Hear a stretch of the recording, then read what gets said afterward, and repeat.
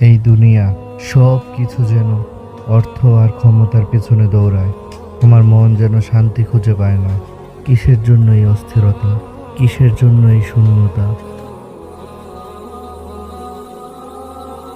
এই ডাক যেন আমার হৃদয়ে এক অজানা প্রশান্তি এনে দিল। আহমদ দেখল এই স্থানটি যেন দুনিয়ার সব কোলাহল থেকে মুক্ত। এখানে শুধু স্রষ্টার স্মরণ আর হৃদয়ের তৃপ্তি। সে বুঝতে পারছিল যা সে এতদিন খুঁজছিল তা হয়তো এখানেই আছে। এই কোরআন, এই তো সেই আলো যা আমার জীবনকে আলোকিত করেছে। আমি অনুভব করছি এক গভীর শান্তি যা আগে কখনো পাইনি। ইমানের আলোয় আলোকিত হয়ে আহমদ এখন এক নতুন মানুষ। তার পথ চলায় এখন শান্তি, তার হৃদয় এখন তৃপ্তি।